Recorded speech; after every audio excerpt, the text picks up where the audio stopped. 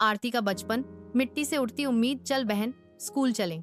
गांव के कच्चे रास्तों पर किताबें उठाए आरती अपने पैरों में चप्पल घिसती जाती और सपनों में उड़ती जाती। माँ खेत से आकर कहती, बहुत पढ़ लिख ली, अब झाड़ू पोंछा सीख ले, ससुराल में यही काम आएगा। आरती मुस्कुरा देती थी, माँ ससुराल जाके झाड़ू तो लगा लूंगी, पर सबसे पहले ससुराल वालों को पढ़ा दूंगी कि बहू कोई मशीन नहीं होती। उसकी ये बातें सुनकर मोहल्ले की औरतें हंसती थीं। बहन देखियो, शादी के बाद सब ज्ञान बाहर निकल जाएगा।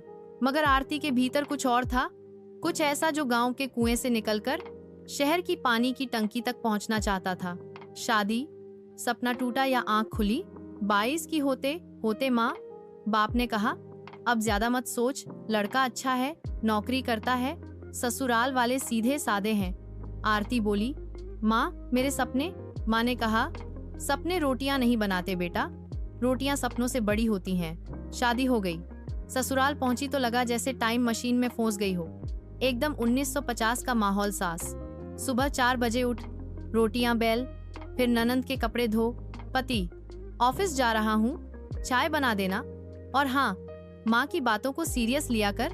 आरती ने सोचा, चलो ठीक है, सबकी जिंदगी में थोड़ा एडजस्टमेंट होता है। पर धीरे धीरे वो थोड़ा बड़ा हो गया, जैसे सब्जी में नमक गिर गया हो, संभालो भी तो हाथ जल जाए। मायका, उम्मीद टूटी। एक दिन सब सहने के बाद आरती ने माँ को फोन किया, माँ 1 हफ्ते के लिए आ जाऊं, यहाँ दम घुटता है। माँ, बेटा बहू बन के आई है तो निभाना पड़ेगा, समाज क्या कहेगा। और फिर सब सहते हैं, तू भी सह। आरती फूट फूट कर रोई। उसके लिए मायका कोई होटल नहीं था जहाँ दर्द लेकर जाया जाए और आराम मिल जाए, मायका तो मंदिर था। मगर आज उस मंदिर का दरवाजा बंद था। उस रात आरती ने आंसू पोंछे और बोली, अब सहूंगी नहीं, सीखूंगी, अब रोऊंगी नहीं, लिखूंगी, अब चुप नहीं रहूंगी, कुछ करूंगी। क्रांति किचन से शुरू हुई। आरती ने किचन के कोने में किताबें रख लीं, रोटियां सेंकते हुए शब्दों को तला, सब्जी बनाते वक्त ख्वाबों को काटा और झाड़ू पोंछे में अपने आत्मबल को चमकाया। पति कहता, तू फोन में क्या देखती रहती है? वो हंसकर कहती, आपके लिए ऑनलाइन छाछ की रेसिपी खोज रही हूँ। असल में वो यूट्यूब से फ्री डिजिटल मार्केटिंग कोर्स सीख रही थी। उसे पता चल चुका था, अब उसकी पहचान रोटियों की गोलाई नहीं, सोच की ऊंचाई से बनेगी। YouTube channel. मायके का दुहक। एक दिन उसने हिम्मत करके मोबाइल से वीडियो बनाया। टाइटल लिखा, जब मायका चुप हो जाए, एक बहू की कहानी।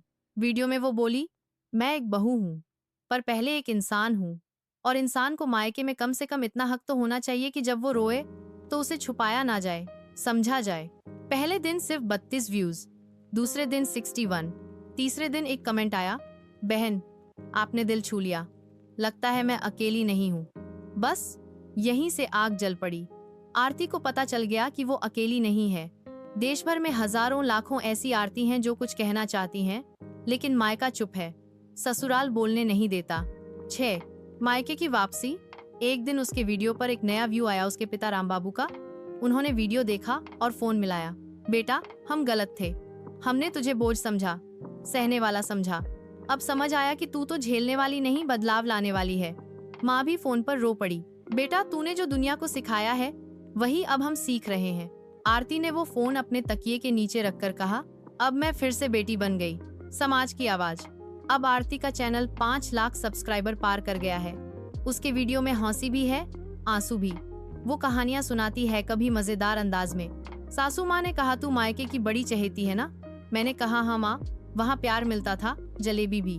और फिर गंभीर होकर कहती है, मगर अब जलेबी नहीं, जलन मिलती है, और मैं अब वो जली औरत नहीं, चमकीली औरत बनना चाहती हूँ। आज की आरती। आज आरती मंचों पर बोलती है, लड़कियां उससे प्रेरणा लेती हैं। उसके शब्दों में सच्चाई, दर्द और उम्मीद की मिठास होती है। वो कहती है, मायका अगर बेटी का साथ दे तो दुनिया जीत सकती है, और अगर साथ न दे तो बेटी अकेले ही दुनिया बदल सकती है। सीधी सीधी सीख। मायका सिर्फ दीवार नहीं, एक मानसिक सहारा है, उसे कभी मत तोड़ो। लड़की को सुनो, समझो, और सहारा दोस्त की चुप्पी समाज की हार है। बहू कोई चीज नहीं, वह भी इंसान है, हौसी, गलती और पहचान की हकदार। अगर कोई तुम्हारा दुहक न समझे तो उसे अपनी ताकत बना लो।